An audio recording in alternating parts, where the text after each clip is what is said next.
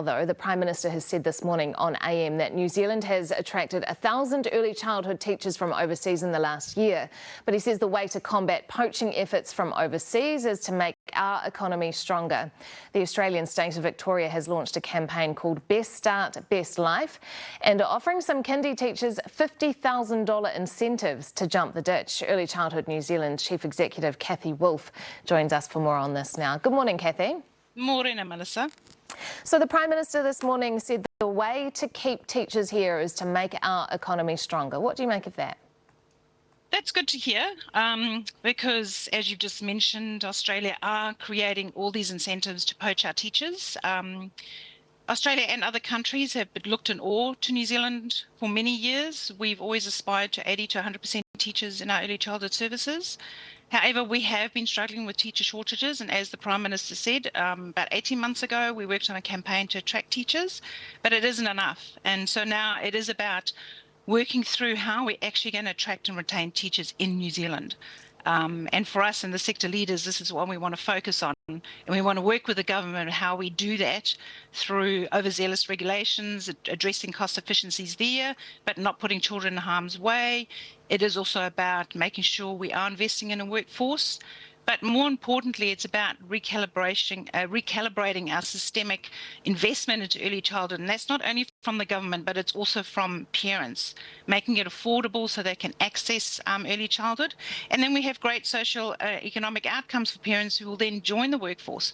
So when the Prime Minister talks about, let's get New Zealand sorted and let's leave no one behind, it is about actually addressing what we're doing in New Zealand and not getting distracted by what's happening in Australia, but neither dealing with it in a siloed way. We have also attracted 1,000 ECE teachers here from overseas. Where are they coming from, and are you confident that they're staying here in New Zealand to teach? They're not using it as a stepping stone to get to Australia?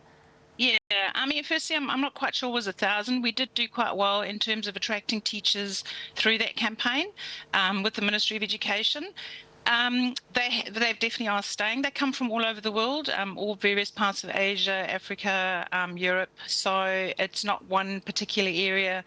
But we do focus also when we bring teachers into New Zealand is making sure that they understand our curriculum and how we educate children in early childhood in New Zealand. What does the shortage mean in terms of teacher ratios? Is it at such a point where you're concerned about those ratios, or you're concerned about the level of teaching in centres? Correct. We've currently got a petition sitting in Parliament for 1-to-4 ratios for under-twos. Our ratios aren't as good as they should be, but with teacher shortages, that is a challenge. But we're still aspiring to meet those ratios. Having a professional qualified workforce is critical in terms of the development of a child's first 1,000 days. And teachers need to be qualified to understand that and to practice it and to use our Te Whāriki curriculum to make sure that they can educate our children and get them ready for their lifelong learning. And that's that's part of transitioning them into primary school. What kind of ratios is normal to see now, and what kind of risk or impact do you think that has on a child's safety or learning? Especially for under-twos, the ratios aren't great at the moment. We could be sitting at 1-to-5, 1-to-6. Over threes, they're about 1-to-10. Improvement in ratios does put more teachers in front of children and gives them more time to focus on children and spend time with each individual child as well. So that also helps in the development of their learning. So for us, it is something that we want to aspire to. Yeah, I've got to say, for me, a mum of 2 under 4, that Correct. ratio is enough for me. Yep. You talked about regulation earlier, excessive regulation. Can you give me an example of that? Yeah, so just one typical example is, where a thermometer sits on a wall. So, for example, if the Ministry or the Education Review Office go into a service and do a bit of a monitoring or a review, they're kind of getting really picky on regulations that actually don't put children in harm's way. But what it is doing is removing teachers from the floor where they should be in front of children, educating them to fix really minor things and potentially giving them a provisional license for something that really is not as serious as it should be. What's the issue with where a thermometer is on a wall? who knows? I mean, it's all got to do with the temperature of the room, and so it's about where that thermometer sits. And the other thing could be posters, where posters are sitting.